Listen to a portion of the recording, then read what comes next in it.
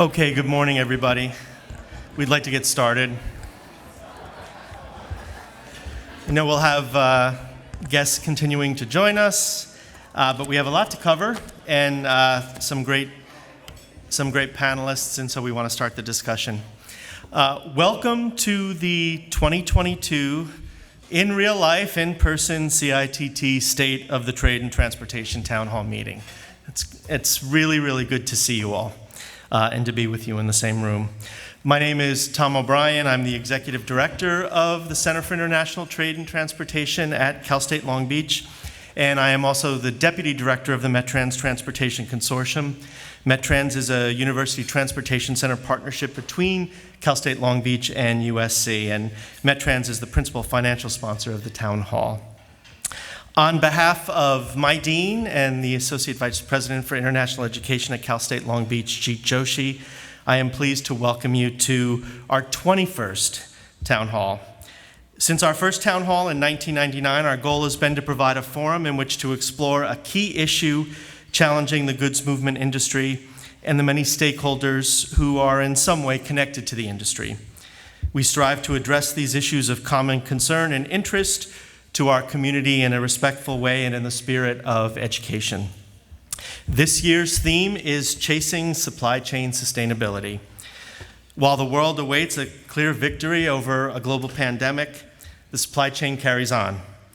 Disruptions and delays have been the big story in the news, we all know that, but the supply chain has been surprisingly resilient in the face of unprecedented demand over the last 2 years, and I think that's really the untold story. As the freight system navigates these challenges, it also continues to work toward the sustainability goals set out by the state and called for by local communities. Can we meet the pace of demand and move toward a zero-emission freight system at the same time? When it comes to sustainability, do we all speak the same language? Today we want to tackle these questions head-on, and we start our discussion with a couple of key assumptions. We assume there's agreement on balancing competitiveness of the freight system and sustainability. The question is, how do we get there? Sustainability is going to be defined differently by different stakeholders, each of which has different priorities. Who is in a position to make the decisions matters. Who's making the policy and who's responsible for implementation. While the goals are in many ways the same, the financial models for sustainability are still under development, and that's one of the things we're going to talk about. And workforce and quality jobs is also a component of economic sustainability. And while our focus is on the region and the state, given the context in which we all operate here, sustainability has to be addressed at the supply chain and systems level. I hope by the end of our 2 hours together, we will have raised some awareness of each other's challenges and found some ways to discuss and move the dialogue forward. From an education and research community perspective, which is really critical to us at the university, we also want to leave here knowing what we need to be teaching and studying and researching so that we can play our role and contribute to the solutions. The town hall is the first of two activities that form Reimagining Freight Week.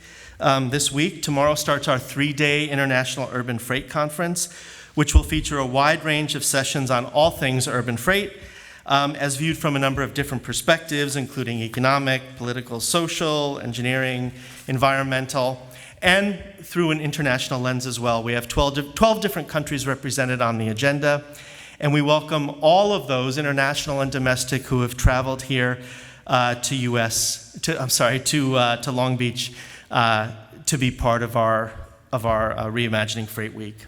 We have a couple of other guests I'd like to recognize. We exist first and foremost because of our students, and I'd like to welcome the students, graduates, and instructors from the Global Logistics Professional and Marine Terminal Operations Professional Program at Cal State Long Beach. Many thanks to you all and to the students in the room, and a big thank you to our dedicated instructors and professors. This year, the GLP program is 25 years old. And we have some new existing partnerships that we're working on that are going to allow students in our program to also pursue other industry recognized certifications.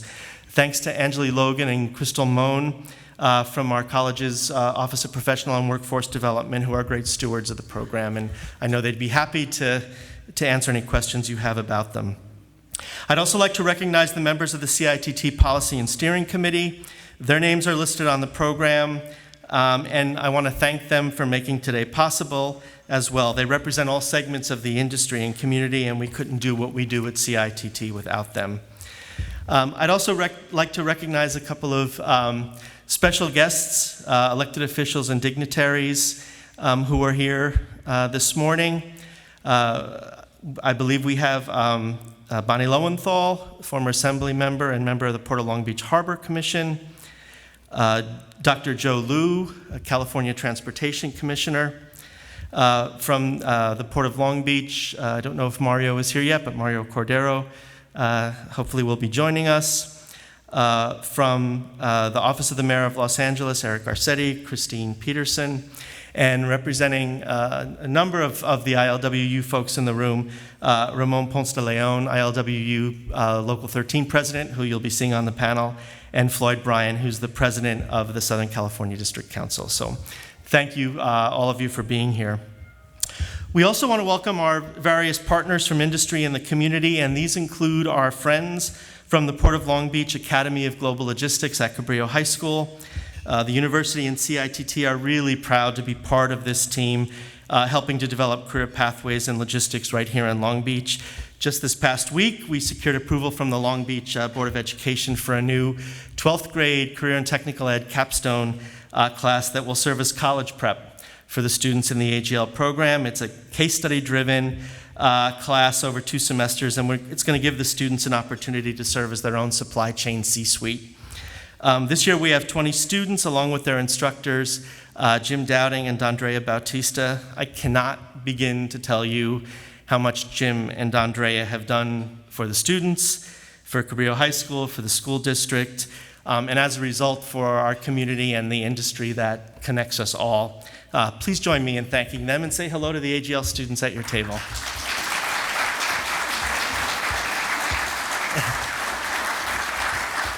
Thank you. I'd also like to thank our sponsors who make sure we keep this event free of charge and open to the public. These include our principal funders for all Metrans projects, the U.S. Department of Transportation and Caltrans. We will have 23 Caltrans employees here for the week's activities, which I believe is testament to their dedication and commitment to the resiliency of the state's transportation systems. We also have our Reimagining Freight Week sponsors whose names you can find on the program and on the slides behind me. We thank you for your support. And our Metrans associates, these are the folks and organizations that provide the core support for the Metrans Transportation Consortium. As you all know, we can't survive on grant funding alone, and so we truly appreciate the support of our associate members. And now on to the town hall. As we move through today's agenda, we encourage you to share your photos and thoughts on social media. Use the hashtag CITT Town Hall 2022. Our Twitter feeds and LinkedIn pages are also on the slides. We want to generate some interest and continue the dialogue using social media. To help us get started, as always, we want to begin with a video to set the stage. This is a video produced by Dave Kelly and his great team at Advanced Media Production at the university within the College of Professional and Continuing Education. Dave Pleskat is in the back of the room archiving this event, and he plays a critical role in production and post-production of the video. AMP and Dave have won numerous awards for their work, including the town hall videos, and this year's, I think you'll find, is of a similarly high quality. He had the challenge of taking what is a very complex topic and distilling it into a very informative, it's about 14-minute video that will set the stage for our discussion to follow. We'll then move on to our panel discussion, and at the end of the morning, we'll confer the Dominic Moretti Award to TTSI's Vic LaRosa. The format and guidelines for the public Q&A are included in your program. We ask you to keep questions to the point and on topic. No multiple part questions, and we ask that you're careful to keep it to questions instead of commentary. You can ask your questions by either submitting a card to one of the ushers that we'll identify when we get to that point, or raising your hand if you prefer to ask by mic from your seat. Now, please enjoy the video to start our discussion. While the world awaits a clean break and a clear victory over a global pandemic, the supply chain carries on. Demand, disruptions, and delays have driven the course of the supply chain through a gauntlet of challenges over the past 2 years. What has become clear to all observers is that the supply chain is not only complicated, but is also organic in its own way. It is also surprisingly resilient and often rapidly flexible to a degree unknown before the pandemic. However, at times over the past 2 years, the concepts of supply chain certainty and reliability have taken a beating as the entire system evolves to adjust to new developments and previously unknown obstacles. Moreover, the biggest challenge occurring before, during, and after the pandemic subsides will remain. That seemingly intractable challenge involves achieving a regional consensus regarding what constitutes sustainability and everything it entails in the movement of freight. It may well be that the future is all about chasing elusive sustainability.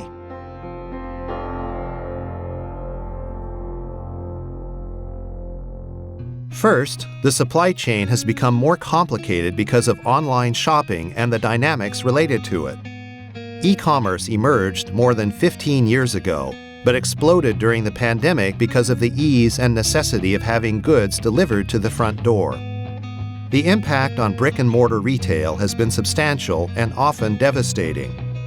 According to the research publication Digital Commerce 360, online sales increased by 44% in 2020, and for the first time in history accounted for 101% of all retail sales growth in that year. All other forms of retail were flat or declined. Online shopping in 2020 amounted to 21.3% of all retail sales, up from 14.3% in 2018 and 15.8% in 2019. This phenomenal annual growth rate of 5.5% of retail market share by e-commerce never materialized before the pandemic. Previously, the typical increase was in the range of 1.5% and never reached 2%. Before the supply chain crises that we were experiencing now, there was a real sort of adversarial position towards holding stockpile or safety stock inventory because of the cost. But now, as we've seen, many companies gain market share if they had stockpiled inventory because they were the only, company still standing to serve their customers. That relationship holding strategic stockpiles of inventory will be different than it was before. That's maybe a crack in the paradigm, but I don't think there's a wholesale shift yet. In 2020, established e-commerce businesses like Amazon and eBay and major retail chains with highly developed online purchasing platforms were suddenly joined by many smaller businesses and local retailers in competition for consumers' dollars. Any product ordered which involved overseas manufacturing then required space on a container ship, a berth in a West Coast marine terminal, a truck or train to bring it to a warehouse, and then a last-mile delivery to the consumer's door. The multiplication factor in the dramatic upsurge of e-commerce has not reduced goods movement traffic, nor congestion, nor the need for warehousing space. Demand for all goods continued to increase through 2021, showing a 2-year increase of above 20%, according to the Bureau of Economic Analysis. As more people work from home and lifestyles adjust, more goods are delivered to homes and neighborhoods, making the last mile a well-worn path. Compounding the problem, online retail has adopted a policy and practice of free returns, creating an incentive for consumers to buy and return products with a much more cavalier attitude than would be the case if the consumers had to physically return the products to brick-and-mortar outlets. Free delivery and free return may be good sales tactics, but those features can make the finality of purchasing a drawn-out process. Everyone wants to shop with maximum convenience, but no one cheers the prospect of a new warehouse coming soon to the neighborhood. Especially hard hit are residents living in overburdened communities. And we're talking about residential areas where trucks and containers are moved through, as well as railroads, and the impact that it has in the children. For example, they can't go out to play. They have to stay inside due to the diesel emissions. And most of our children in Wilmington have asthma. We're like one of the highest concentrations of asthma in the nation. So if you imagine having all this movement of goods, movement through a community of 55,000, the majority suffer from asthma already. They need to know that this is happening and taking place in Wilmington, for example. And I'm sure it's not only Wilmington, there's other places. The conventional understanding of sustainability is measured by 3 different yardsticks: economic viability, environmental quality, and social equity. While those 3 considerations are clearly an essential part of the equation, there is more to the story than just those 3. Consumer demand, access to vital products, changes in purchasing patterns, and competition for scarce resources can affect the supply chain and its ability to sustain the needs of an impatient and restless society. The organic nature of the supply chain's responses to current problems means that sustainability planning needs to include an elasticity factor, often not considered when establishing mandates and goals. Perhaps the most contentious topic within the conversation of sustainability is the specter of growth and what the concept of growth means. Growth can have various implications.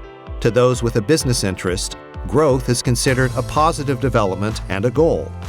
Growth represents profits as well as hope and confidence for future viability. It also usually includes more jobs and more opportunities, which offers social mobility and societal benefits for workers in the community. This pro-growth position adopts an optimistic view that a rising tide lifts all boats. In that optimistic perspective, economic and social equity are positively addressed and dovetailed. Maybe logistics and supply chain doesn't have to be a bad place to work that people don't want in their communities. It is certainly an area that is ripe for the latest technology. It is particularly as we implement more technological solutions, it can be highly skilled labor and highly trained labor. I think that, a distribution center can be like a really state-of-the-art factory, the kind of thing that people want as an employer in their communities. From the non-business perspective, growth is often perceived as a negative. It implies congestion, more pollution, traffic, and a diminished quality of life in the neighborhood. For regions like Southern California, the prospect of growth faces fierce resistance and opposition based on the fear of harmful consequences for residents in communities slated for growth. This no-growth position assumes a zero-sum game is being played, where if one side gains, it necessarily takes something away from the other side. The environmental concerns take center stage, as social equity is perceived as receding rather than progressing. It is important communication at this time. It is very important to communicate effectively, truthfully, and with transparency, and not looking at one's best interest or the other one, because I think we are all in this together. Sometimes, growth is misunderstood in reference to what causes it in the first place. Whether sustainable or not by traditional definitions, growth often happens for reasons which go beyond the mere encouragement of business and marketing enterprises. The massive surge in online purchasing which occurred because of the pandemic was not anticipated to develop so rapidly.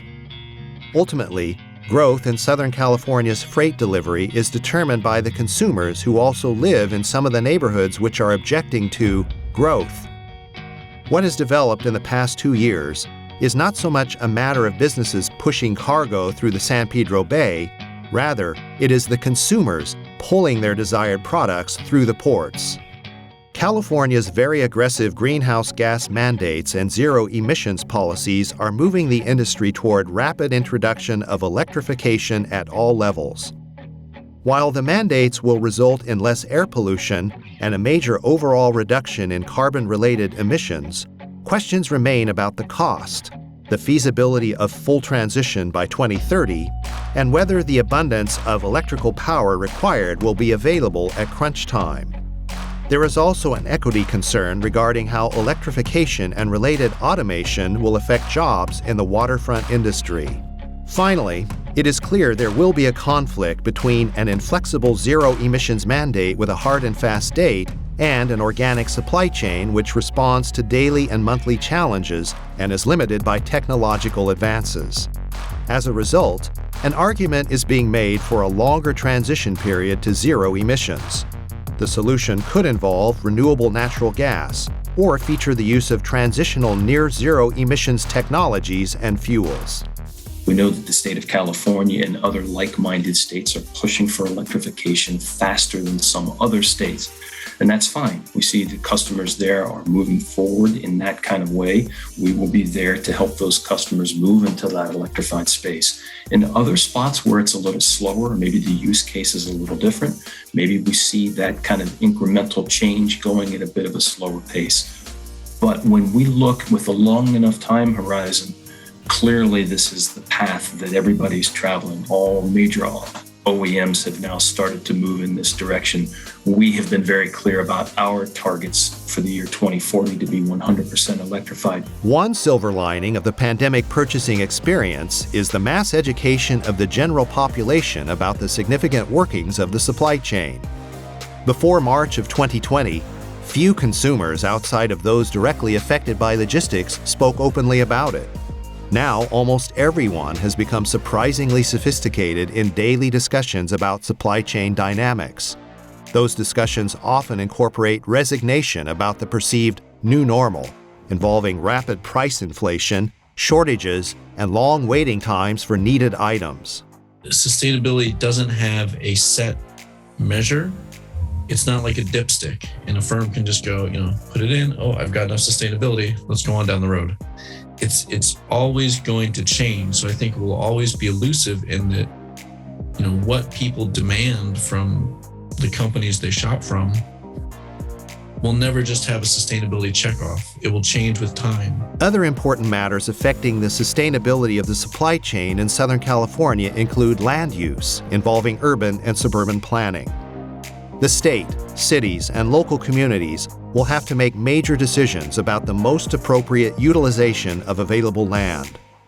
Those decisions will impact the efficiency of the system. Residential planning will need to be balanced with the growing consumer demand for products delivered from warehouses within reasonable distances. Supportive infrastructure is clearly on the table as well. In the end, a growing population combined with a now certain future involving rapid e-commerce expansion will push the supply chain to deliver more goods to more people. Consumers will be less likely to do as much driving to brick-and-mortar retail centers. Specialty items, such as clothing requiring a tailor's touch or a perfect fit, will be the exceptions. Otherwise, there will be fewer cars and minivans at the remaining malls, but more delivery trucks making last-mile trips. Will the net result be fewer greenhouse gas emissions? Will the issues of supply and demand and the factors involved with overseas manufacturing be addressed? One of the benefits of technological progress is the ability to analyze data going beyond limited linear human thinking. Artificial intelligence, quantum computing, and artificial neural networks hold promise in coordinating information from a 3D perspective. Perhaps this enhanced real-time intelligence can provide solutions for efficiency problems, congestion relief, planning concerns, just-in-time delivery requirements, inventory control, and other issues. Many questions still remain. Will sustainability continue to be a moving target as consensus remains elusive for the greater society? Or will sustainability simply be a potential rather than an actual destination in a final analysis befitting the tragic philosophers of ancient Greece?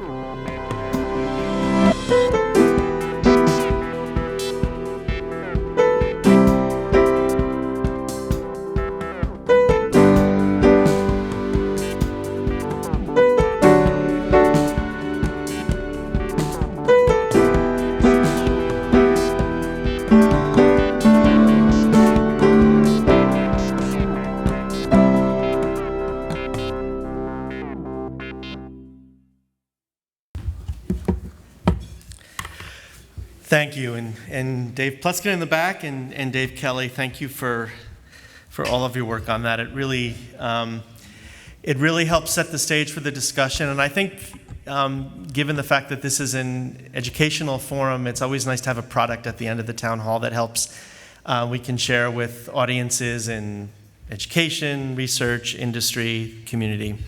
At this point, I'd like to invite our panelists to come to the podium. I think everybody's mic'd. We're good to go. I'll start with some. Oh, Heather needs to get mic'd, so yeah, in the back. So I won't do the first question to Heather. I'll ask some questions here, and then we're going to open it up to the floor. While they're coming up, let me introduce them. Their bios are in the program, and I encourage you to find out more about their expertise. We have Paul Bingham, who's the Director of Transportation Consulting for S&P Global Market Intelligence. Dr. Wilma Franco, who's the Executive Director of the Southeast LA Collaborative. Dr. Jen Giuliano, Professor and the Ferraro Chair in Effective Local Governance at the USC Saul Price School of Public Policy, and the Director, at least for another month, of the MetTrans Transportation Consortium. Matt Schrapp, the CEO of the Harbor Trucking Association. Ramon Ponce de Leon Jr., President of ILWU Local 13, and Heather Tomley, who's the Managing Director for Planning and Environmental Affairs, the Environmental Affairs Bureau at the Port of Long Beach. While Heather gets up, actually I wanted to, it struck me that maybe I should ask Jen or Matt to maybe give a little bit of an overview of the state mandates that I referenced at the beginning and that are also referenced in the video. We have a number of people from outside of the state, a couple from outside of the country, and probably would be a good idea to provide some context to the discussion we're going to have and what California's been doing. So does anybody want to take that? Heather, certainly you could take that as well, too. I would say Heather. Sure. Can you hear me? Is this working? Okay. So at the state level, there have been a lot of regulatory activities based off of addressing greenhouse gas emissions and the need to address climate change. And California has really set ourselves up to be a leader in that space and looking at ways that we can move beyond just the diesel technologies and move into zero emission technologies. And so that's really driven a lot of the efforts and emphasis that we've had at the ports to move forward with zero emission, battery electric, hydrogen fuel cell technologies, and the demonstrations that we've been doing, in particular for terminal equipment and on-road trucks. That said, there's also a lot of activities for at the ports related to what we can do for vessel emissions as well. And there was within the last couple of years, there was an upgrade to the at-berth shore power regulation, and so moving into more control of vessels while they're at berth. So it provides a lot of the context for the things that we need to be doing here locally as we're coming up with the demonstration projects that we're working on and really setting our policies and programs and strategies going forward, as we need to make sure that the activities that we're doing are in alignment with where the state is going. And so that's driven a lot of the timelines and a lot of the approaches that we've been taking, looking at different specific technologies. Thanks, Heather. Anybody else want to add anything to that? I would like to chime in, and that's a very great perspective, Heather. I think that that's extremely accurate, and as you know, the landlord ports are concerned, it's really, as she alluded to, is taking that cue from Sacramento. And I swear, probably my favorite part of that video was when it said inflexible zero emission standards and it flashed to the welcome to Sacramento sign. You couldn't really have anything more pointedly placed, in my opinion. We are up against a tremendous amount of pressure, not only from the sustainability side, whether it's BCO, beneficial cargo owner driven, whether it's state mandates, whether it's own internal mandates by company, but you know, we try to balance all of these things together to have a sustainability solution, which isn't necessarily always just driven by the ESG standards, but also from sustainability within a company. I will always say, and have said for the last 17 years, probably the worst thing that can happen to you is losing your job. And when we start picking winners and losers based upon ability to, I guess, achieve some of these mandates that are put forth, you start to have a situation where folks are either exiting the marketplace, that being a truck operator who can't afford to upgrade their equipment to zero emission, or a beneficial cargo owner who decides to divert cargo to another gateway, whereas they say they don't buy unicorn milk in Texas because they don't have the same type of zero emissions mandates or even near term diesel emission mandates. So we're up against a lot of challenges, and I think that Sacramento is the bleeding edge across the globe when it comes to aggressive policies, either on the health impact side for exposure to diesel particulate matter, as well as the greenhouse gas side. So Heather has her work cut out for her, to say the least, in trying to meet some of these mandates that are coming from the state. But without that state authority, they're very limited in what they have the ability to do. Thanks, Matt. You've sort of hit upon the first question, which was sort of getting the lay of the land for how each of these stakeholders, participants define sustainability and their priorities. So we've heard something from the port perspective, which has a unique role as in terms of a sort of a quasi-governmental policy making, but also landlord. You heard from Matt's perspective from the trucking sector. Dr. Franco, maybe I could ask you to comment next. Obviously, you may see things a little bit differently from your role and the Southeast Collaborative, and maybe it's worth telling a little bit about telling people about the collaborative as well. Good morning, everyone. Can you hear me? Perfect. It's a pleasure to be here. Thank you for the invitation. So I represent the Southeast LA Collaborative. We're actually a network of organizations working in the Southeast region. So the way we as a collaborative, right, define the Southeast includes those cities between the 710 and Alameda and the 10 and the 105. So really that between freeways section, right? And then so for us, I think when we think about sustainability and how these conversations impact our community, right, is really looking at quality of life.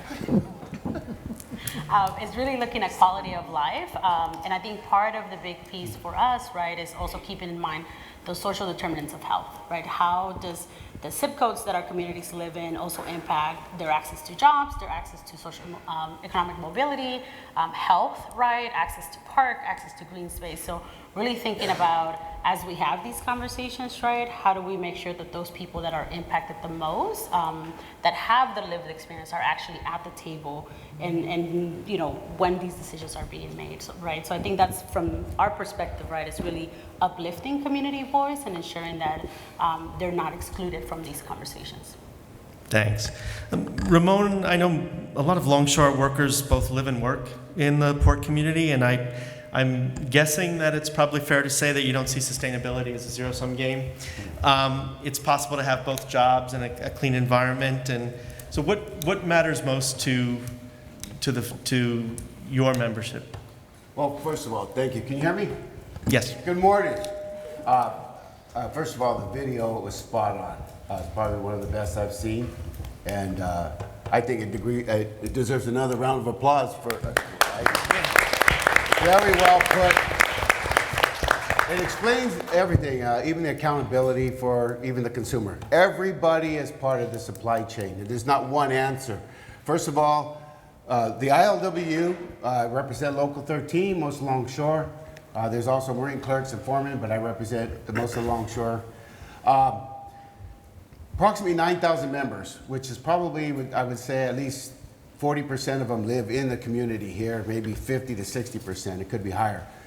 But the deal is, we want what everybody else wants. We want environmental justice and economic justice. They should be equal, and they should be looked at equally.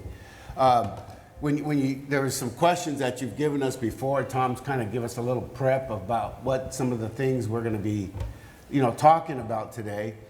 And one of them is like, who's the decision makers? Who are the players in the game here?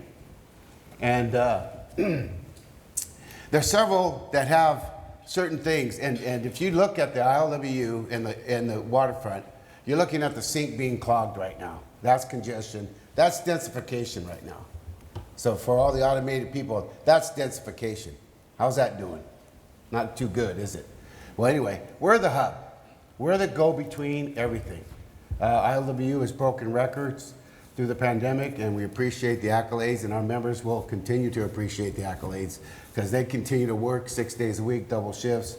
We are processing now, within the last 6 months, we're going to be processing about 1,350 more registrants. So the economic side of it is bringing more people into a good paying job, okay? So if you bear with me a second, there's several players here that I'd like to talk about.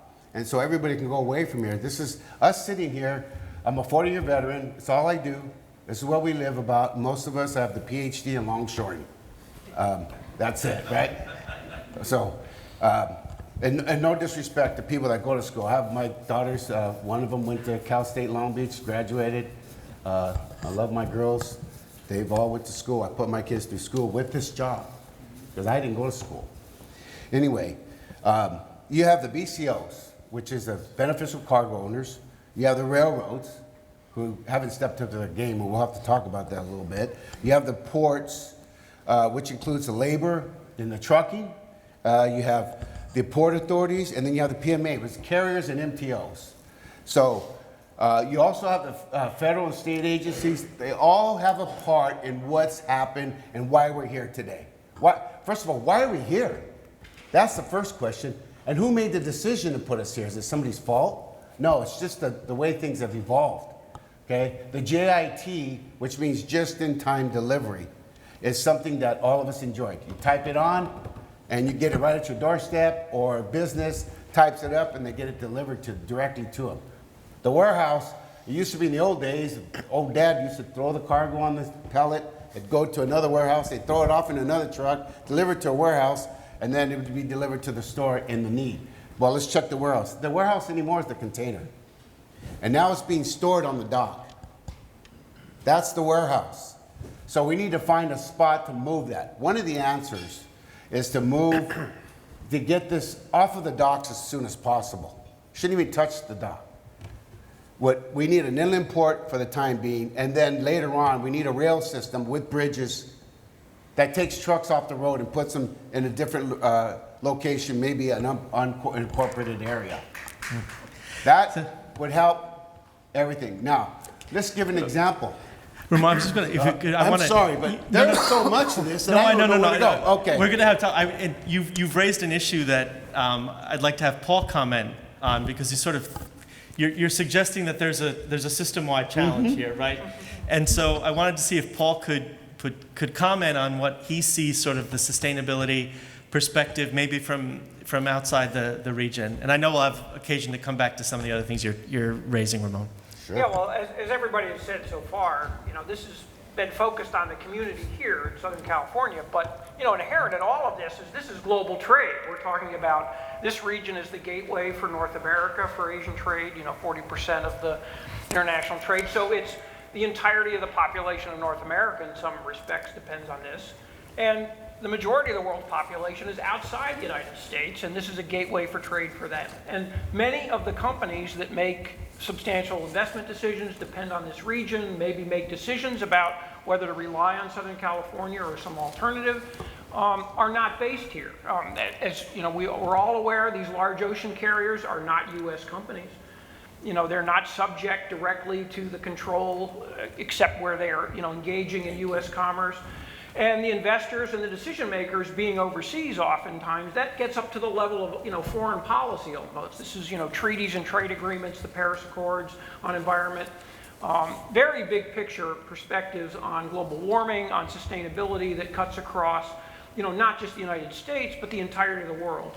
And for the decisions and the discussions that we have about what we're going to do for Southern California, inherently is in that context, because much of that trade could shift somewhere else. Maybe not tomorrow or even next year or even in 5 years, but in the long term, to have the sustainability on the economic side for the jobs here related to the industry, the dependence of this region in many respects on international trade, in some respects depends on that community outside of the region. So the decisions that are made here have to be made in the context of that. And Tom, let me make one more point, is that that's not all necessarily something that leads to pessimism. There's a lot of optimism in that there are companies that are looking now, has been mentioned, not just a purely financial performance for their stakeholders and their supply chains. And they're looking for leadership, they're looking for sustainability, and clearly California, from Sacramento to Southern California, is viewed as a leader. And that, in the long term, can be an advantage for the region if that's taken into account in the decisions that are made. So,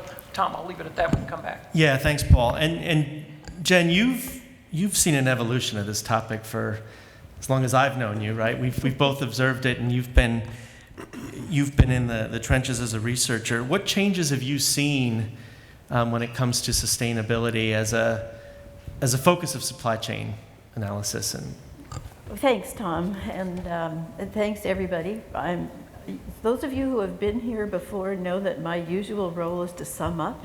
So I have an easier job today because I don't have to talk. So I thank Tom for doing that. Yeah, you know, I kind of spent a little bit of time going down memory lane yesterday trying to prepare for this. And I'm going to be kind of academic for a minute, and that is that we've been talking about sustainability for many decades, actually. And some of you may know that back in the old days, way back in 1987, there was this definition of sustainability that said it was development that meets the needs of the present without compromising the ability of the future generations to meet their needs. So that sounded really nice and smooth, right? But of course, that leads to a lot of interpretation. You know, whose needs and what are they, and how do we know what's going to happen in the future? And those debates have gone on for, you know, as I said, many decades, and it's gotten to what you all have been talking about and what was talked about in the video, which is this concept of the triple bottom line. So basically, we want everything. We want to solve the environmental problems, we want a healthy economy, and we want justice for society. That's what we want. The trick is, where do those circles intersect, right? So we can talk a lot about sustainability for the environment. We can talk a lot about economic sustainability, and we can talk a lot about social justice. But the real trick here is how we put that all together. And I think, in answer to your question, that's why we're here. Because that little tiny circle where they all intersect is pretty tiny and sometimes very hard to find. So I can stop here and we'll go on to another one. Wilma, did you want to add something? Yes, I did. I think, thank you, Jen, for your comments. I think because it definitely made me think about one of the things that, you know, we oftentimes don't recognize, right, is that we live in very interconnected ecosystems, right? Like, we cannot talk about, you know, trucks without talking about the environment, about health, like. And I think part of what I have seen, right, in the work that we do is that we also need to shift our mindset and our way of thinking about our own leadership, right? Because I think part of this is also not just thinking about, well, what is it that I represent, and I'm going to literally die on that cross because I have to fight for that piece, but how do all of these issues affect all of our lives, and how do we make sure that those that are being impacted come together and address this, right? And oftentimes that coming together that, you know, usually historically we may be at odds, will continue to impact how we address these issues if we are unwilling to come to the table with a very diverse stakeholder group. Thanks. I want to go back to maybe to Heather and Matt, something we talked about at the beginning, and that there's sort of a policy environment for developing these measures. Heather, the port has a unique role to play, but it's your stakeholder partners that are implementing the regulations and the policies. And so I'd like to hear from both Heather and Matt. What do you see as sort of the biggest challenge to getting to zero emission from sort of the port side, and then Matt from the operator side?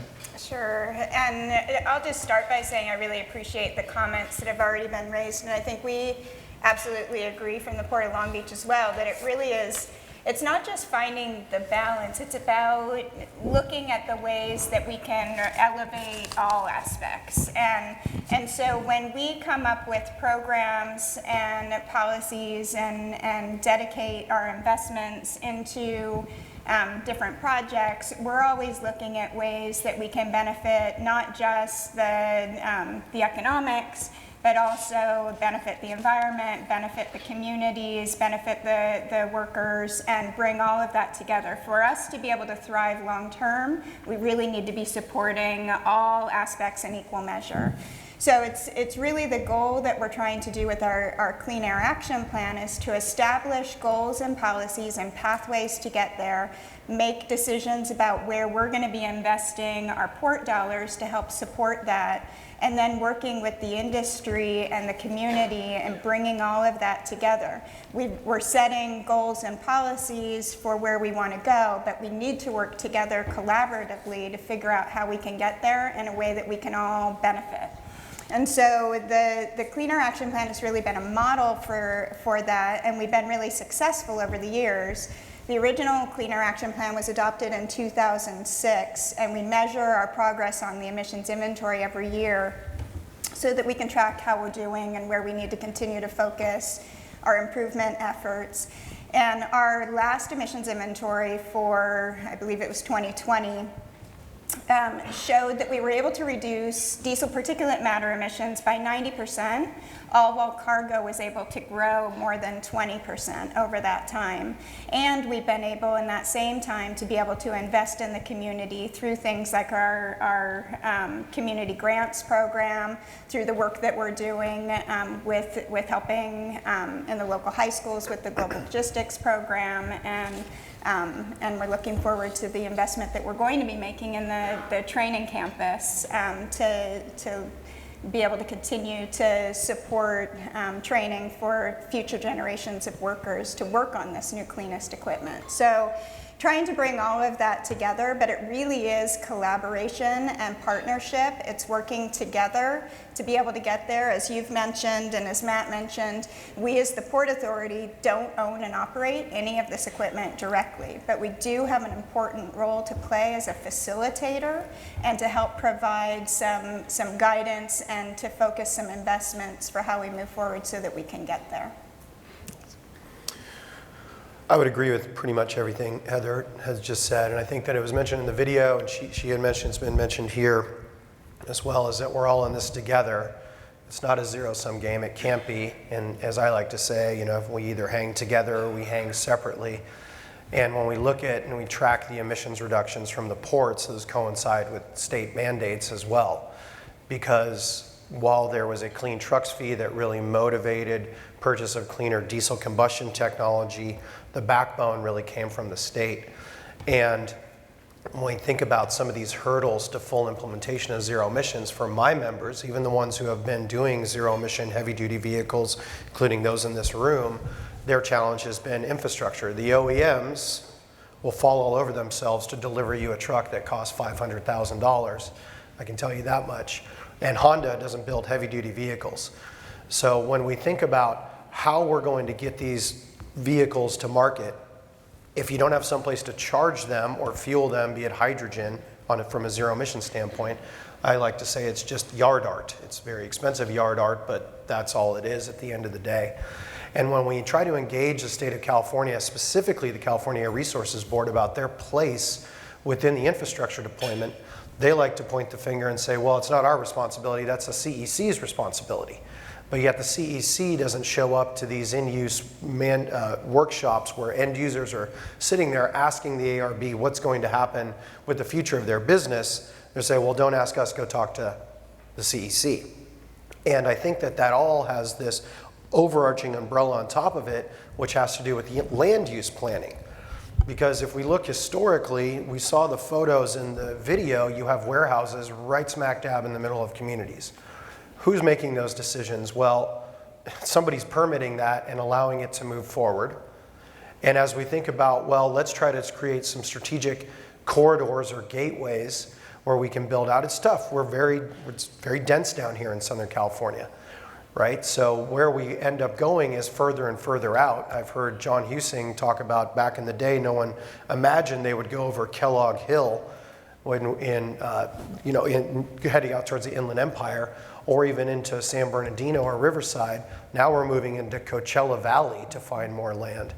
So the further we go, and Ramon's right, we need better on-dock rail service, but trucks are never going to go away. I hate to break it to everybody. The other issue is the fact that when we think about land use planning, I've had members who have gone to the city of Long Beach and have tried to get a permit to build out a truck facility where they would have zero-emission charging infrastructure for zero-emission heavy-duty battery electric trucks. And they were told trucking is not a desirable business model for us to encourage. So when we're up against those kind of hurdles from a local planning perspective, I don't know how we win at the end of the day when we have mandates coming from Sacramento that start literally January 1st, 2024. The drayage industry is the first one in the entire state to have to look at zero-emission technology for your operations, period. And there's Port of Long Beach, LA to a less extent, has been the only real group has been aggressive about looking at available land and where charging infrastructure can go. And my kudos to the port for being very strong and steadfast in their approach to this, because we are all in it together, I agree.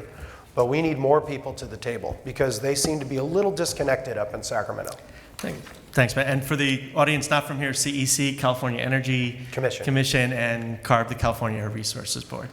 Everybody's talked a lot about collaboration, and Ramon, I wanted to ask you over your extensive experience with ILWU, what changes have you seen in sort of the environment and arena for collaboration and cooperation to solve some of these challenges?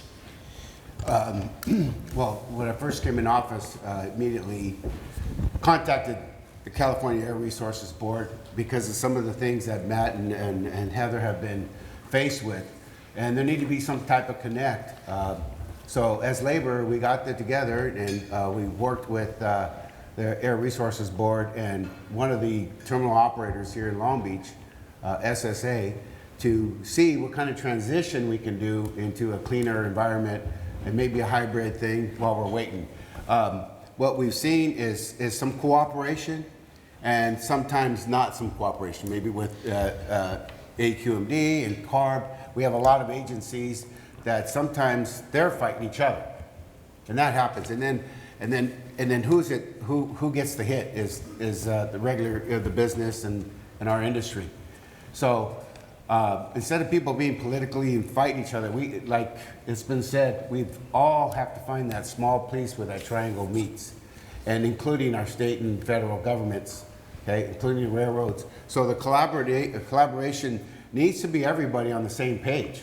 As far as looking ahead, I would rather, and like it's a great video and a great stuff, but I don't think we should chase. I think we should get ahead and think ahead of what we can do. I know that we have done our part, try to marry as many people together and that's what we do as labor, try to get people together so they can talk. And whatever we can do in the future, Matt knows, Heather knows that we've been trying to be as cooperative as possible as labor. We live here, we see it all, so we're ready for it and make sure our government agencies and everybody else involved needs to do the same. That's great. And you, I like the idea of looking at what's coming that we have to be prepared for. I don't know anybody better than Paul and Jen to maybe take on this question. Paul studies this, as does Jen, looking from a research perspective.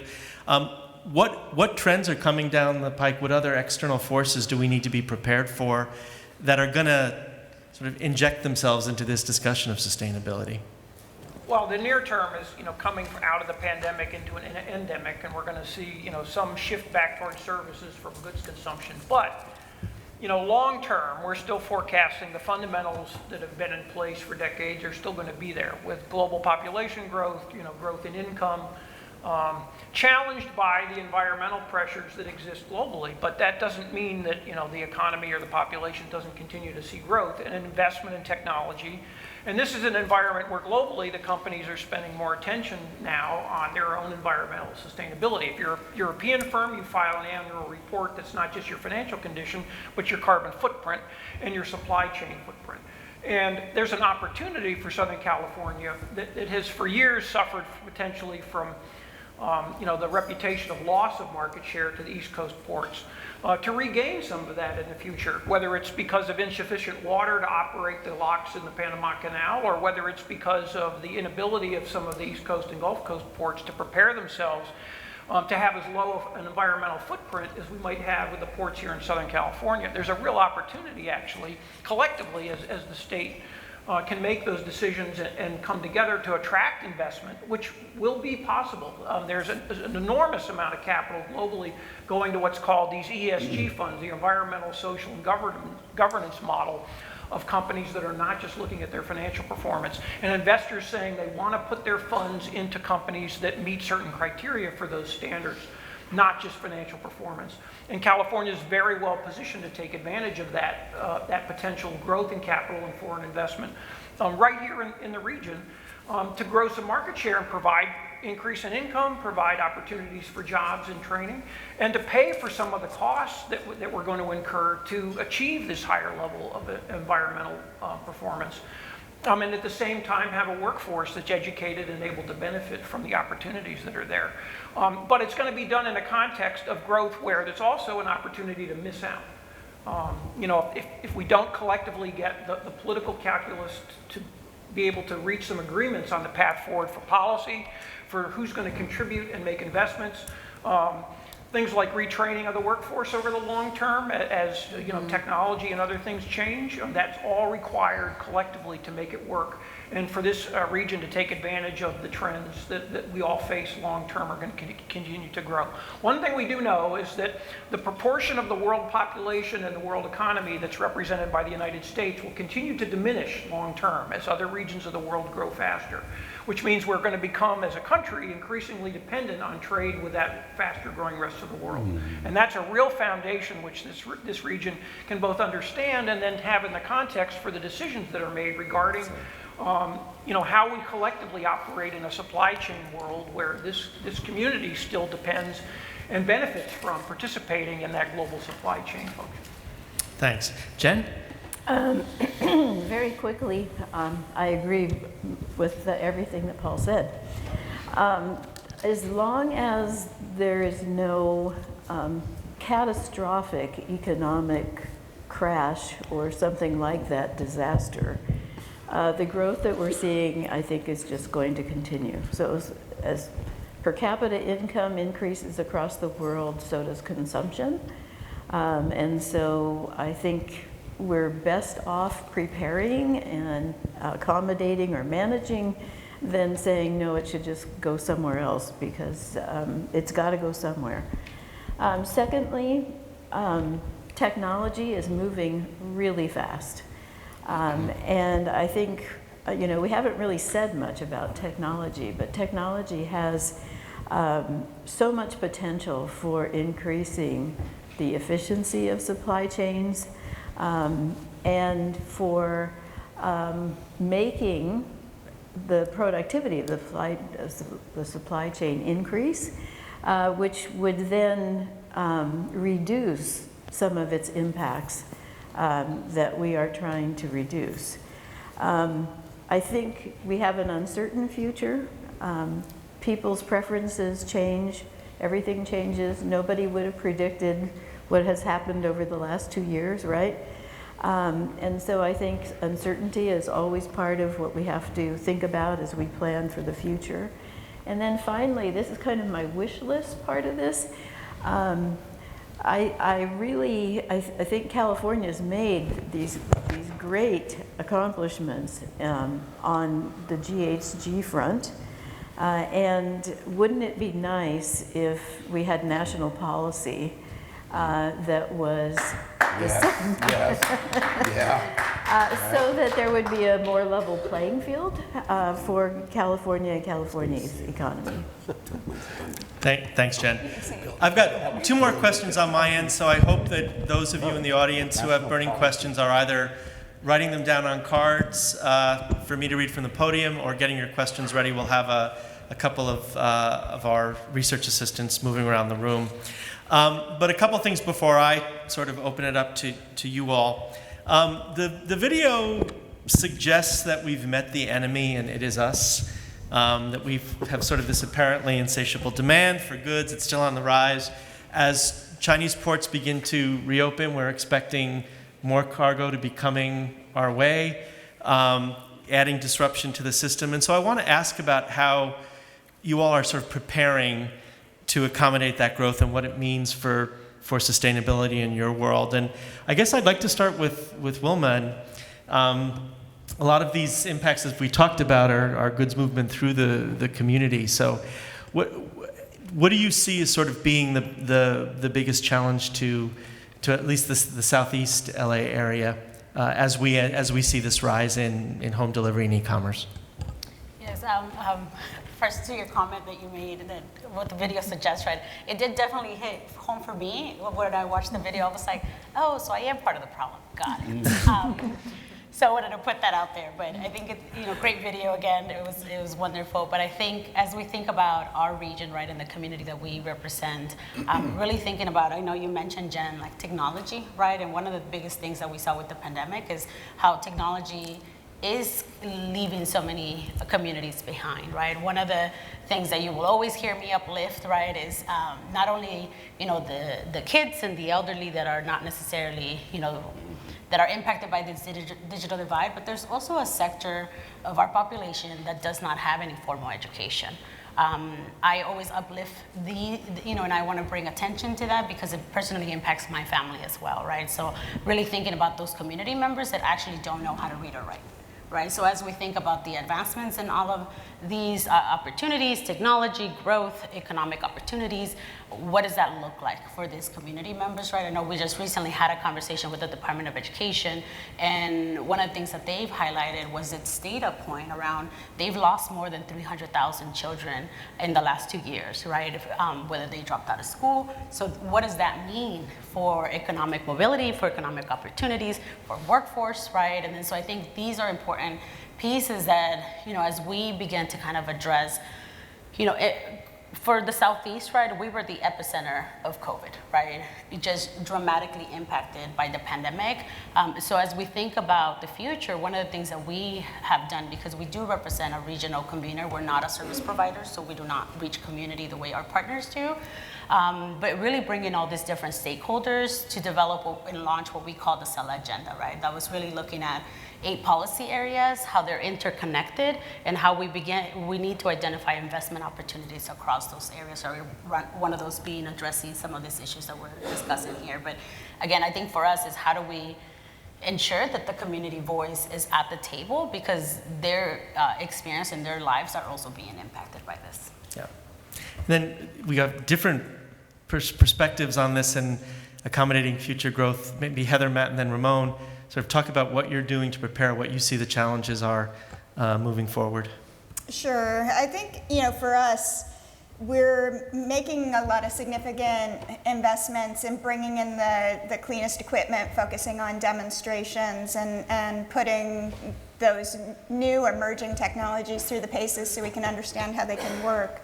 At the same time, though, and the last couple of years have really helped to highlight this, that we need to be putting a lot of attention into efficiency improvements and connections throughout the entire supply chain. And we've seen the ripple effect that you can't just address some of these problems locally. We've had the example of where they had backup in rail in Chicago, and that backed all the way up where we weren't getting rail cars to be able to load trains and get them out of the port. And so continuing to address using technology for data sharing, looking at ways that we can continue to work with the entire supply chain partners to make sure that we don't have equipment supply shortages. We've got enough chassis, we've got enough rail cars to continue to move the cargo out of here. We need to keep the cargo moving, and we need that system to continue to function so that we can accommodate what's right around the corner on the next ship that's about to arrive.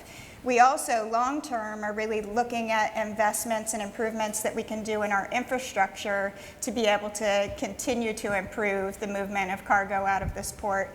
Our major capital project that we're working on right now is our PRB on-dock rail support facility, which will help us to be able to better utilize all of the on-dock rail within the port terminals and get more cargo out on rail as well. So I agree, we're not moving away from trucks. We still need all of it, but we need it all to function as well as it can. And so we need to be looking at the things that we can do in the near term, but continue to have the investment and the focus on the long term as this cargo continues to come. Thanks, Heather. Matt, and then Ramon.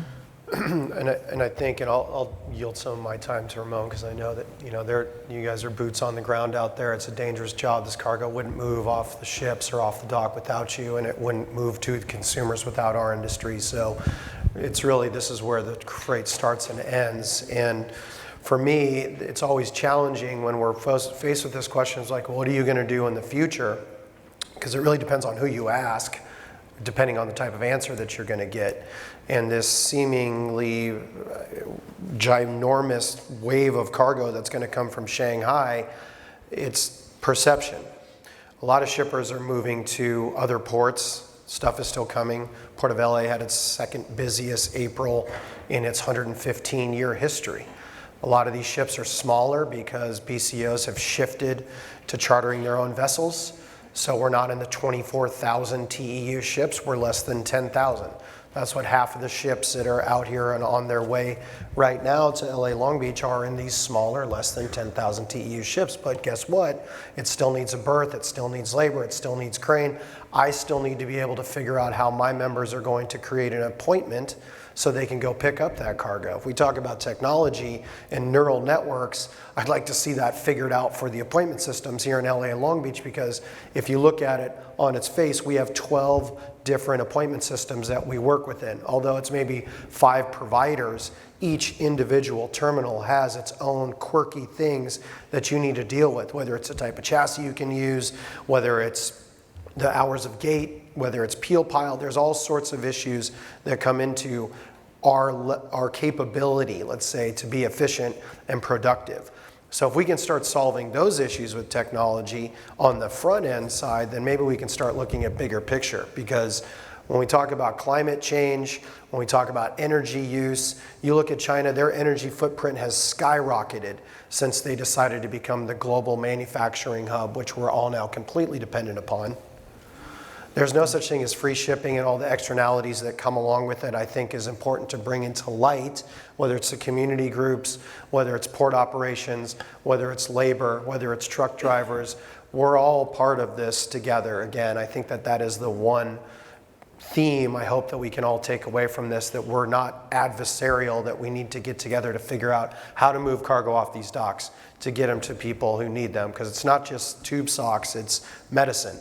It's PPE, it's other important things beyond just the lifestyles that Americans have become accustomed to, that we are frankly subsidizing for them with our efforts. So yeah, that's a good point. And while Ramon talks, if there are cards, hand them. We've got Anne, if you could raise your hand, and Cy, who are going to be collecting them, and they'll have mics as well. So you can run them up to me if we have questions. But Ramon, we'd love to hear what are the longshoremen doing? Okay. Let's just make it real simple. For the majority of the supply chain deals with the box. How do you move that box? How does it go? It's really simple, okay? A simple thing. Now, there's a quick term, there's a midterm, and there's a long-term resolution. And I'll give you the 3.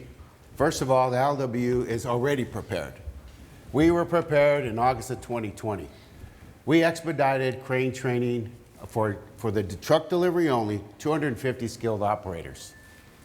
Where normally it takes you to drive all the crane to get certified as a crane operator. The overhead of the ship is called a ship-to-shore crane. We just pushed that aside, and we got 250 of our members to be qualified enough to handle a safe working delivery in the yard transtainers. That was done ahead of time. We were prepared for this. It's proven because we continue to break records amidst the pandemic and this congestion. So we're ready. And what we're trying to say is everybody else needs to get on the same pace. And that's kind of like, it's not like saying like we're all Superman, but this is what we do. All we do is move boxes. We've been doing this for years, decades. And we understand that part. So the midterm solution would be some location where, for example, in Matt's industry, you drop off an empty container somewhere in the inland port someplace where you can stack it, because we have plenty of empties. You drop it off there, frees up a chassis. You go into the port, you grab out an import, take it out. That's one less container there. Right now, Matt's people are struggling to find a place to drop off an empty and then take another one out. One in, one out. It's like the hamster on the wheel. We stay congested. We're densified. That's just what's happening. So in order to free up chassis and equipment, that's some of the problems. I don't know what to do with the rail. That's still a problem. Maybe they got to make more gondola cars. That's not going to happen. So in the meantime, the midterm solution would be an inland port. Land is someplace where it's unincorporated. We need to figure that out, and the government has to help there, right? If that's what we need to do to make some progress. And in the long term, everybody has to get on board to rail system and bridges. So communities aren't affected. They might be affected for the bridges and rail, but it'll clean up less trucks on the road. There's still going to be trucks, but that's another transition. And the bar for this environmental for 2030 is not going to cut it. I'm going to just give it straight. And we want to have clean air, but we're not going to make the 2030. And everybody's rushing to get there. Electrification is not the answer. We're looking at alternative fuels. So those are some of the things we're involved in. Hydrogen is an alternative fuel. We're moving forward with that. So we're looking into helping to find out what the alternative fuels are, because we just had a battery fire at CITT 2 days ago. And these things are run on batteries. So what do you do with the battery? And how do you maintain it? And then it becomes environmentally unsafe. So these are some of the things we're looking at. Thank you. Thanks, Ramon. We have a question from the floor, and then I've got a couple good ones on the card. So. Hi there. Good morning. My name is Dave Browning. I'm from TaylorMade Golf. We're an importer. Maybe a little more golf equipment, not quite as important as medicine. A little more important tube stops. Depends on who you talk to. Depends who you ask. Yeah. Hey, so question. But first of all, this is fascinating from us, from importers, and commend you guys all coming together to push the volumes that you have pushed in the last couple of years. It's incredible. So I think Paul mentioned at one point, at some point, the state of California, certainly with the good and the bad, creating a lot of challenges for the port in terms of the ESG and being able to continue the volumes. I think Paul mentioned at some point trade could go elsewhere, the business could go elsewhere, and certainly I think Mark was mentioning the infrastructure needs for the trucking, and certainly Ramon with the freight or the rail needs to do a better job of bringing the product. So where do you guys see the states that are the most friendly and the potential competition for the ports, in the 20, 30 years of where that business could shift if California doesn't help the port more to be able to manage its growth, to move more volume? Great. Paul, do you want to start? You have thoughts on that? Well, I think, it's a lot hypothetical in terms of where it could go, but we can look at what's already happened. During the pandemic, we saw initially, growth in share on the West Coast when importers coming out of that recession in the beginning of 2020 needed to get goods on shore as quickly as they could with that surge in orders. So they brought it to the West Coast. It's still going to be the fastest route into the continent. Bring it across the water and get it on land as quickly as you can. Don't keep it on the water through Panama or Suez.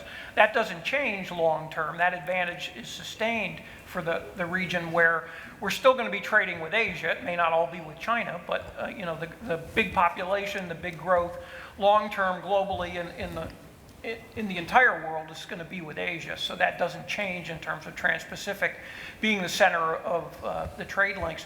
But that doesn't mean that we couldn't see shifts, outside of the California ports. It could go up the coast to British Columbia. With global warming, maybe you're going to see some more ports more viable, more of the year-round, even the year-round port of Prince Rupert already. Or potentially you could see something like, in Mexico, we could have some ports to take off there beyond what's been, an aspirational dream for a long time for them, serving other parts of the country, And I think there are still threats of routes through Panama and Suez to the Gulf and the East Coast. So there is almost, there's very little cargo that truly has to come through Southern California to serve the local market. There's a lot that could come another way to serve the rest of the country. So there's still potentially more market share that could be lost, and all the associated business and jobs and other attributes that come with that loss of business for the region. But as I said earlier, there's also a story where the region regains share. One of the potential in that regard is the limitations on the size of the Panama Canal, where there's a maximum size ship on the larger locks, and there are many ships today that are larger than those locks. You could be back to where you were before the canal expanded in terms of larger vessels calling West Coast ports, where the natural first port of call is going to be right here in Southern California. So I'll leave it at that, Tom, but we could go into more follow-up. And Ramon and then Jen, yeah. Yeah, briefly. Great foresight, Paul. Canada, Prince Rupert, he mentioned. Now, a TEU is a 20 equivalent unit. That's how we measure how many containers. Canada moves 18,000 TEUs per acre. The average movement here is anywhere from 4,000 to 6,000 TEUs per acre. There's a big difference. There are 3 times because they go direct to rail. Now, Canada is in the process of purchasing the KC rail, which goes from the Midwest down into Mexico. So they go through Chicago, and they potentially could be one of the ports that, with the global warming, great foresight, could be a viable port because they're ahead of the game. They're getting into the rail. Now, if you look at a map of rail, look at the map and see all the rails. You look at the Midwest to the East Coast, tons of rail. You look at from the Midwest to the West Coast, very few. Our nation has not invested the rail aspects into California. And the rail, they're exposed now. The just-in-time is not there anymore. This is something that we have to deal with. Thanks. Thank you. Thank you. Jen? Just very briefly, we could also look at what the trends have been over the last 10, 15 years. And that tells us that the loss of market share is actually going east to the Gulf Coast, some of the Gulf Coast parts, and on the East Coast. The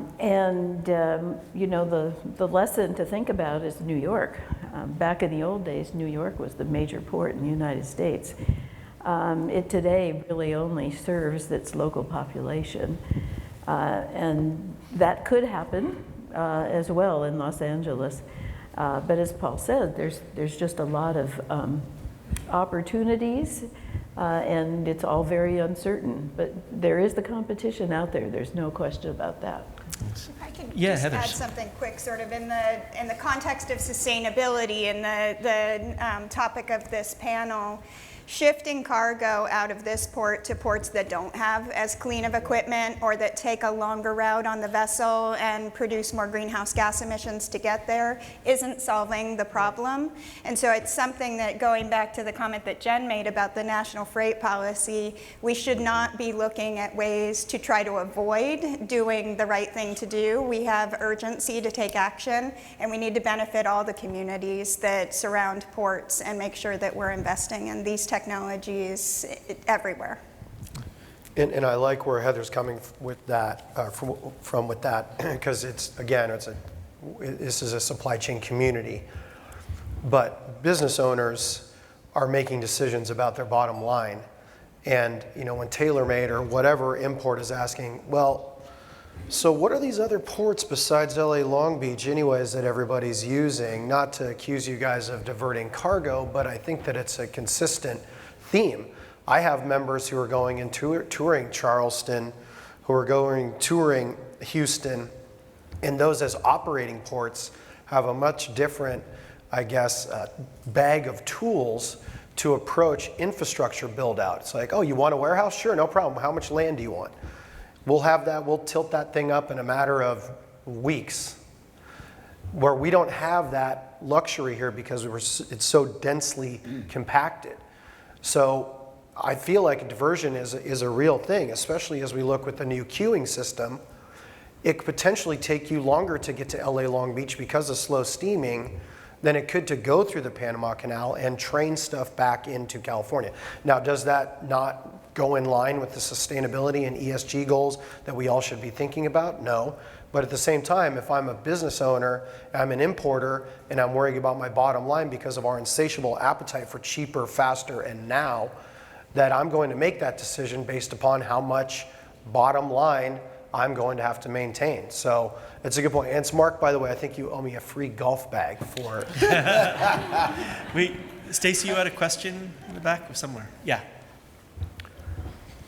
Hello, my name is Faisal Malum. I'm a student from the University of New Orleans. I just wanted to ask whether the Trump tariff affected cargo volumes that comes through the port, especially cargo that comes from China. Trump tariffs. The impact of the Trump tariffs on cargo volumes on the West Coast. Paul, any thoughts on that? It's clear during the pandemic that it didn't impede an enormous amount of trade, but there's no question that, that it raised the import prices of the goods to which those tariffs have applied, and perhaps more importantly from an economic perspective, the retaliatory tariffs imposed on U.S. exporters has hit our export volumes. So it's actually a two-way impact because of the reality of the way those tariffs have played out. And they're still in place with, the exception of a very few that have been changed by the Biden administration. Those raise the cost of those imports, which tends to reduce the volume. And it's very hard to tell in the pandemic that it reduced any trade volume. But if we look at a baseline of what we were before the pandemic, there's clear that in some of those categories, the long-term impacts is it'll tend to impede the trade with those countries for whom we were importing with those tariffs, as opposed to, say, Mexico or Canada under the USMCA that are not subject to those same tariffs on imports. So it has a real impact long-term if those stay in place. I don't know, with recent signals from the Biden administration, maybe there's going to be some flexibility, but we're not there yet, and it could be that long-term, those kind of tariffs are going to stay in place. And now overlay that with the entire embargo on trade with Russia and the disruption of trade with Ukraine, which affects us indirectly, but has an echo in terms of that price effect on trade, where you raise the commodity prices. That affects the consumer elasticity of demand in economic terms of how much quantity you buy. So that has a real impact that stays in place as long as those tariffs are there. I've got a question here on the card, which I think is a good one about workforce. I'm going to pitch it to Matt and Wilma. The first question is sort of about labor shortages that we've been hearing about. And Matt, I'm curious whether, in fact, we've got a labor shortage in trucking, or whether there's a series of factors at play that we should be thinking about. And then, Wilma, from your perspective, what aren't we doing that we should be doing to make sure that workforce opportunities through the supply chain community are made available to the communities of Southeast LA? So, Matt? And I'll keep it relatively brief. Now, our industry is always looking for qualified drivers. There's no doubt about that, always, every single day. You'll see the advertisements on trailers. You'll see them around locally. Some of these men and women are making more over the past 12, 18 months than they have previously. But I wouldn't say necessarily it's as acute of a driver shortage issue as they see in the over-the-road sector. It's more of a productivity issue. And there's many things that go into extended turn times down at the harbor. But if I have a driver, doesn't matter whether you're asset-based with employee drivers or a non-asset-based owner-operator small fleet, you're still, as a business, being compensated by the number of containers that you're moving. And if I'm only able to move one container a day, that's not very efficient. So if we can think of better ways to try to maximize the existing pool that we have, and I'll tell you that the state of California does not make it easy between the in-use diesel emission mandates, the upcoming zero emission standards, the AB5 concept to eliminate the ability of owner-operators to operate under an overlying motor carriers authority. All of these things, along with some of the experiences that they have with the legendary congestion of Southern California and some of the challenges that we see, which are a lot of systems driven within the terminals themselves, and their decisions on how much labor that they are going to actually hire that particular day, not a reflection on longshore necessarily. So all of these things, I feel it's more of a productivity shortage as opposed to a driver shortage. But again, we're always looking for qualified drivers. We will bring them in, we will train them. There's apprenticeship programs that are starting up. It's a great career. You don't need to have advanced education to start off in this. And I will tell you, the largest trucking companies in this country started with one person one truck. Even Malcolm McLean, the guy who invented the container, which I don't know how all of us feel about that still, blame the trucking industry really at the end of the day. He was one man, one truck. That's how he started his business. So we can't remove that opportunity away, and really a lot of the policies are driving towards that end. We are going to remove the ability of these mom and pop operators to continue to operate. Maybe that rising tide lifts all boats, but either way, we are trying to attract more people into our industry on a daily basis, but I feel it's more productivity than anything else. Thanks, Matt. Dr. Franco? Thank you. Yes, I think one of the things that we need to do better in is really the workforce development pipeline programs. I think oftentimes we think we'll just create and people will come. Well, that's not really what happens, right? The way that I really kind of think about these programs is oftentimes, you know, very similar to like my undergrad experience. I never took an internship. One, because I thought, you know, I'm not gonna do free labor if I have to feed my family, if I have to help my parents, right? And then so similar to that, I think as we think about workforce development, you know, as we invest in pipeline programs, we need to start doing that now, right? Like, so for example, one of the conversations we have in Sella, because the, you know, Metro's expanding its rail through the Southeast, right? What are those workforce development pipeline programs that are being developed? We have not necessarily heard of any, right? And then so how do we make those opportunities accessible to our community, right? And then so those are, I think, big issues, right? But also thinking about you can't, if the incentive is go through this training program because you'll have a job at the end, you're not meeting the needs of community, which is I need to feed my family today and I need to be housed today, right? Because if not, we're adding to the problem of poverty, and we're also adding to the potential homelessness issues as we think about the future, right? So I think we have to think about how do we begin to prepare the workforce for that. I think the other piece is also for just historically, right, and I used to be in that space myself, right, in education. We continue to say go to university, go to, you know, four-year institution, but we're not necessarily really promoting like trade jobs and this different type of opportunities that are also careers, right, and really supporting students that actually want to go into this fields and see that as a benefit versus, oh, well, you didn't go to a, you know, UCLA or a USC, right? Really thinking about how do we change that narrative to make sure that if there's students that want to go into these fields, that they have those opportunities to do so. Thanks. Stacy, I have a question in the back, and I also want to encourage our AGL students to submit a question on a card. I want to make sure we get one from the perspective of our young people, or raise your hand and we'll get you on mic. But I want to make sure that we hear from you as well. But in the back. My name's Sylvester Traylor, ex-retired probation officer. I'm here with one of my colleagues. We're more here or less to observe, you know, the town hall meeting regarding where we come from, as far as like from the mountain to the sea. How does this affect everyone in between?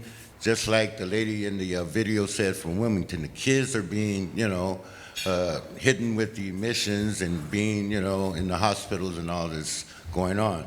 But our real concern is we're talking about like the shipping part of it, where, hey, you know, it's kind of ironic where you can have the lava rolling to the sea.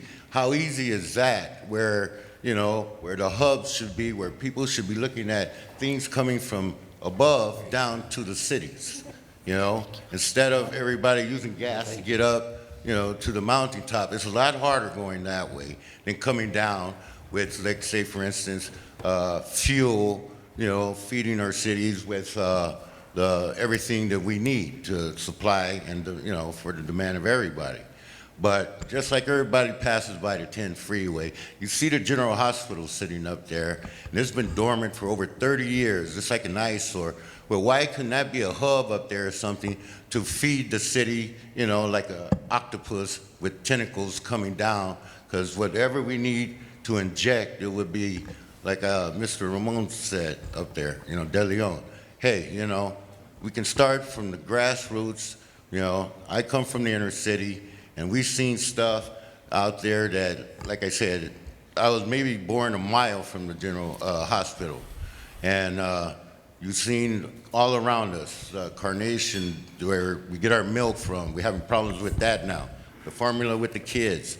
All this stuff has to be moved, you know, through our, you know, ports, through our airports, And right now, you know, these are things we need to address because it's really, really, at this time of our lives, we haven't seen nothing like this. But like I said, we're here today to just get more insight to where, you know, we can move ahead. You know, the planet is crying right now, and we're all on standby. So it's time for us to move forward, just like Mr. De Leon said. Thank you. Thank you for your comments, yeah. I have a question here on the card about the commercial availability and viability of the technology that's going to be required to implement the mandates. I imagine, Heather, do you have any? I imagine other folks on the panel might have some comments on this too, but it is true. We're putting a lot of emphasis right now in developing this equipment that's never been developed, looking at new technologies and applying them for the first time out in the terminals and out on the roadways, putting them through their paces to identify where improvements continue to need to be made, and making sure that they can actually do the operation so that we can keep cargo moving. And while we're working on this technology advancement and development phase, we're also needing to act with urgency because we've got timelines that are 8 to 13 years away for when we need to have full conversion of this. That's not very long, considering we're still in that pilot testing phase. And we need to install the infrastructure to make sure that that's in place to be able to support this. So it is a very aggressive timeline. And that's where I think the need, sorry, I felt the shaking. I was like, oh, it's earthquake. Under the table. Stunned silence. But that's where I think we all need to be working together. And we talked about the need for the state and the federal government to have a role in this. And I think since the desire is to move forward with a really aggressive pace and urgent action, we're going to need a lot of funding support to be able to get there because these technologies are incredibly expensive. The market is still in its infancy, and so we don't have the benefit of used equipment that can be purchased for a cheaper price and a larger market where this equipment can be sold. And so there are a lot of challenges, but there is a need for us to continue to focus on this and get these pieces of equipment developed and put into use as quickly as possible. So that's where our challenge really is right now, is working through those paces so that we can be ready as quickly as possible to bring in this equipment. Thanks. Matt? Thank you. I could spend the rest of the morning on this exact subject. I mean, I think to try to parse it out initially here, a truck is not a truck is not a truck. A truck is not a bus. Okay, when we think about the individual segments of heavy-duty diesel users today, we have a segment that is ripe for electrification, and that being the last mile package delivery folks who have dedicated routes and a place to park overnight to utilize the cheapest electricity distribution at a lower charge rate. That is where the effort should be focused by the state of California in moving that industry ahead first. Instead, they're moving to the drayage side of things, which again, there's community issues and there's climate issues. Sometimes they can be opposed to each other just from a sense that, well, I still got to mine the earth for the batteries. It's not necessarily the same as digging for petroleum-based products, right? Well, we don't want renewable natural gas because it's going to create more refining capacity. Well, I can tell you that Arizona and Nevada don't have oil refineries, so no matter what, we're still going to be refining oil here locally to export out to those markets. So we look at the drayage segment, and now we get into this issue of range and weight. Because range anxiety, as we like to refer to it as, is basically if an OEM is telling me today, you have about 150 miles of effective range, 200 on a good day, maybe downhill both ways, right? That means that I need to plan my routes about 200 miles. There's a lot of things that go into that total range. Is there a lot of braking? What is the technology utilizing for regenerative braking for battery charging? Then where do I charge along the way? Because there is not public-facing charging infrastructure. And right now, you don't have fuel providers jumping out to try to get in front of this to build public fueling stations, because right now the technology to fuel is not a fast charge situation. The highest you can get is 350 kilowatt hour charging, which means it'll take you about 45 minutes maybe to get to 80% charge, state of charge. And I don't know, if it took you all 45 minutes to fill up your cars, you probably wouldn't be driving. And so now we have to think about all of these things together. Not saying that our industry can't do it. Again, I think that TTSI, and one of the reasons why Vic is being awarded this, is because he's been very proactive about looking at this technology and seeing how it can fit into his fleet. One large portion of their fleet is based on renewable natural gas.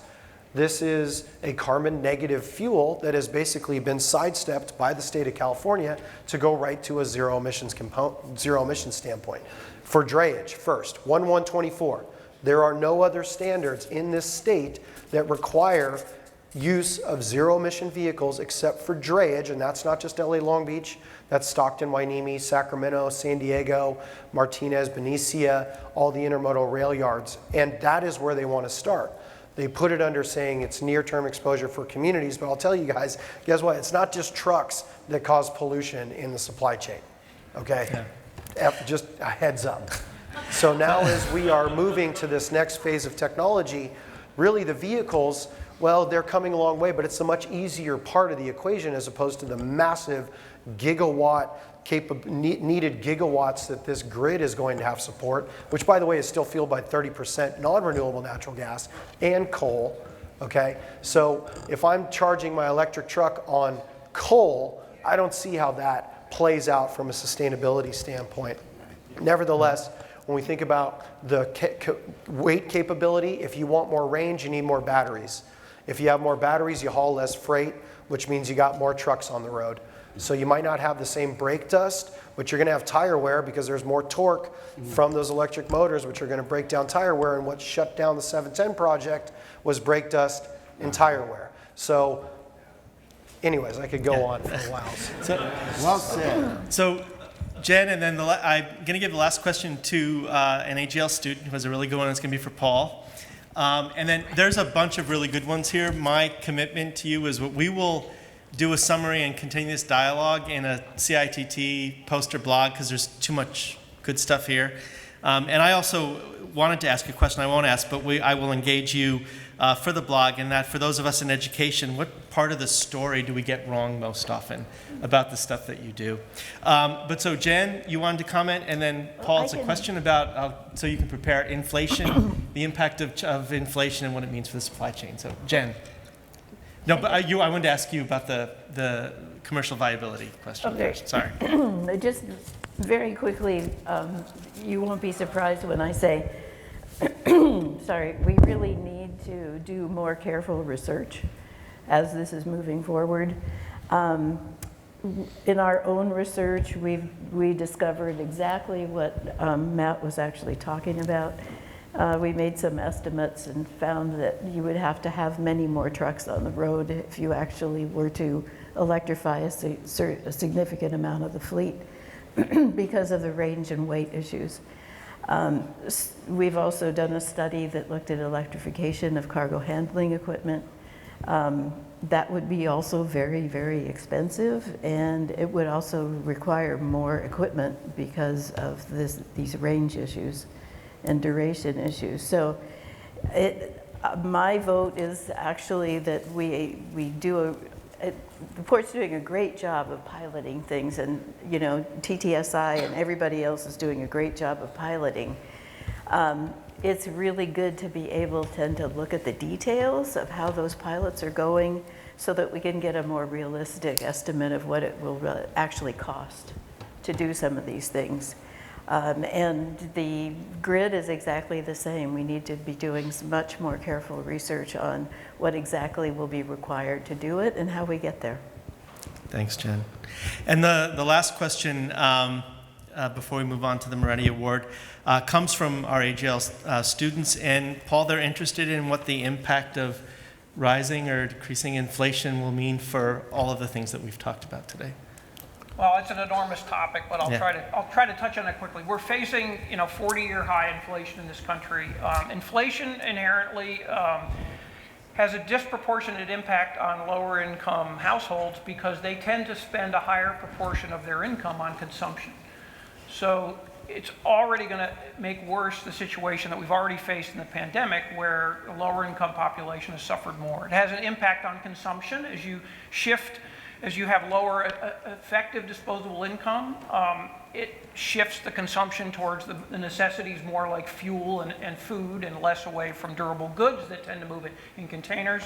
Another aspect of inflation is that it raises inventory carrying costs for companies, which may push back against what we've seen, the shift towards just-in-case rather than just-in-time inventory strategies during the pandemic. That if inflation is sustained over a long period of time, there's also the risk of what's called stagflation, where you have higher inflation and slower economic growth. And fundamentally, one of the biggest challenges is for workers, where their incomes may be going up, but not as much as inflation, which means in inflation-adjusted terms, they're taking a pay cut. Their incomes are actually, in real terms, in buying power, going down. And that's what we're suffering right now in this country. And that has implications for, greater pressures on the workforce, and ultimately on employers in trying to adequately compensate, their workforce in the face of increasing costs that they face as well. So it's very disruptive across the economy. But I should also add, the central bank is not unaware of this. The Federal Reserve Board is taking steps to raise interest rates to try to fight inflation, to pattern after the policy responsibilities of the central bank policy from 40 years ago. And it's not just the United States. We haven't faced inflation worldwide. So this is an impact, something that we can't even control entirely within the United States. And one last impact of inflation, it does affect our exchange rates of the dollar. That affects the competitiveness of U.S. exporters trying to sell in overseas currency terms, and it affects the attractiveness of imports based on import prices translated from prices from other overseas countries. And if you want to talk about this more afterwards, I'll be happy to talk to anybody one-on-one after we're done. Thanks, Paul, and great questions. Wealth of knowledge. Please, we could go on for a long time about this, but I want to thank you all for your knowledge, expertise, and your willingness to be part of the town hall. We do have a thank you memento. Dan Froelich, who does the design for all of our banners each year, really creates a memorable illustration of the topic, and we have something that we want you to take away as a reminder of your time spent with us this morning. So thank you, everyone.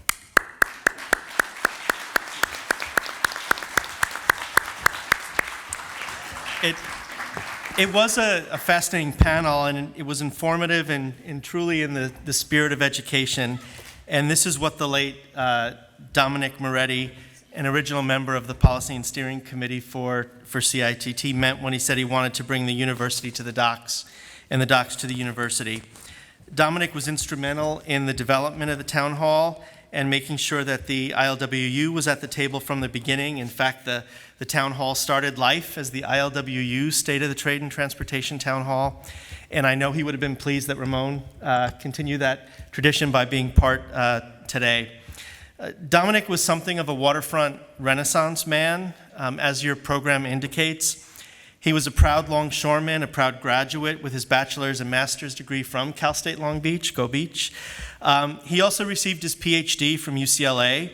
He split his days on the docks, first as a member of Local 13 and then as a shipping clerk for Local 63, with time spent in the classroom as a teacher at Dodson Junior High, and then as Dr. Moretti, a professor at East Los Angeles College, where he helped to establish the International Trade Program. He was passionate about education, understanding that there was something new to learn about the industry, no matter how long you had worked in it or lived in its shadow. He was one of my first teachers in the industry, and his legacy is long and deep. The Moretti Award was created by CITT in his memory to recognize someone who has helped to foster partnerships along the supply chain, facilitate dialogue, and has demonstrated long-term dedication to the industry and earned the respect of a wide variety of stakeholders. We are honored to have past winners, Jen Giuliano, and I believe, not sure if she's here, Vivian Malaou, last year's winner, with us. Thank you for being here. This year's recipient is Vic LaRosa, who you've already heard mentioned this morning. Vic is the co-founder and president of Total Transportation Services, Inc., TTSI, founded in 1986. And in order to provide a wide range of international freighting services, he opened multiple divisions to support warehousing, brokerage, air freight, LTL, FTL, port operations, and drayage. And TTSI is now one of the largest port drayage companies in the region. And most important, perhaps, for this discussion, a leader in sustainability as a successful business model. He's a co-founder of the Coalition for Responsible Transportation. The Coalition for Clean Air recently recognized Vic as a visionary in helping spur the conversation of diesel trucks to alternative fuels. And TTSI was awarded the California Air Quality Award for its corporate environmental stewardship. In her nomination, Jolene Hayes from Fair and Peers. Happy birthday, Jolene, by the way. It's Jolene's birthday today. Recognized Vic as a true industry leader and community partner through actively listening to his customer needs and working with public agencies, researchers, the community to better understand the impacts of freight operations. He's been a willing partner and an advocate for clean trucks and beyond. And then one other comment I think Jolene made was that he's created a culture at TTSI, sort of a family culture, where it's not only permitted but encouraged for everyone else at the company to do the same. And that support includes the education sector. Vic has been a tremendous supporter of CSULB and CITT, including entrusting us with two of his sons, who are both here, who studied logistics in our programs. Nick is here today to speak on his father's behalf. Nick is followed in his father's footsteps. He's operations manager at Everport Terminal Services, and we're pleased you can join us. So, Nick.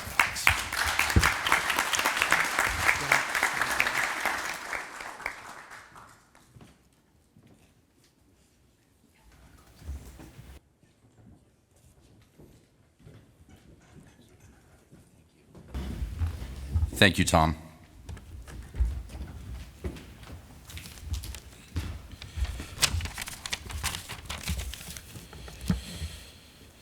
Good morning, everyone. Vic LaRosa could not be here today, and as his son, I am proud to accept this award on his behalf. My father is honored to receive the Dominic Marietti Award and join a prestigious group of awardees. He would like to thank Jolene Hayes for the nomination and the ILWU for their support.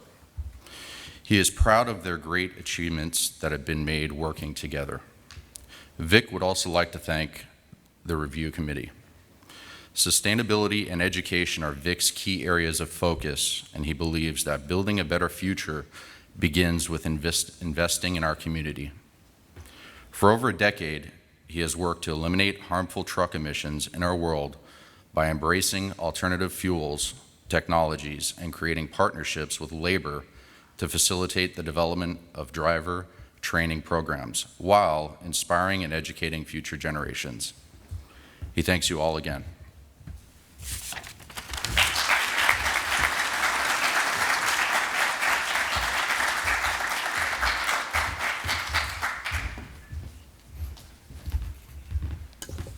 Thank you, Nick, and Vic, and everybody else at TTSI.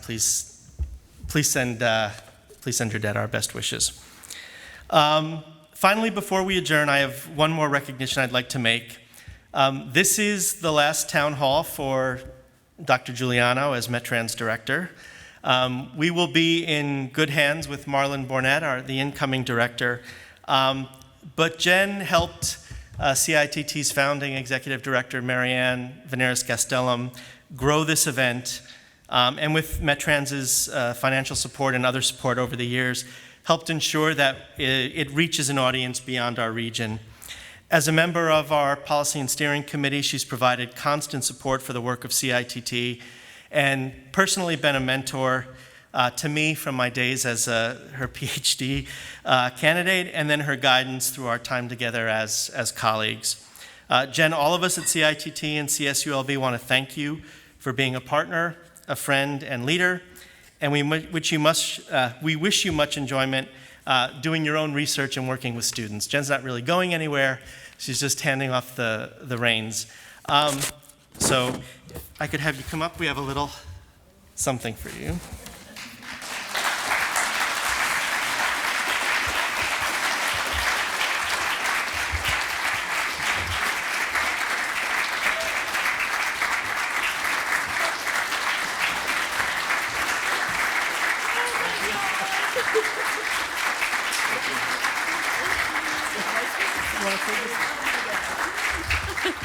She didn't know. So. They snuck up on me. My own people. Anyway, thank you, everybody. It's a wonderful recognition. I'm humbled.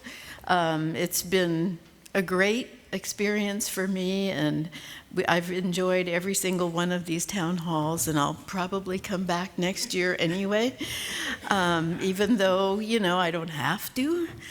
But thank you all so much. I really appreciate it, and I'm so glad to see all of you here in person. So thank you.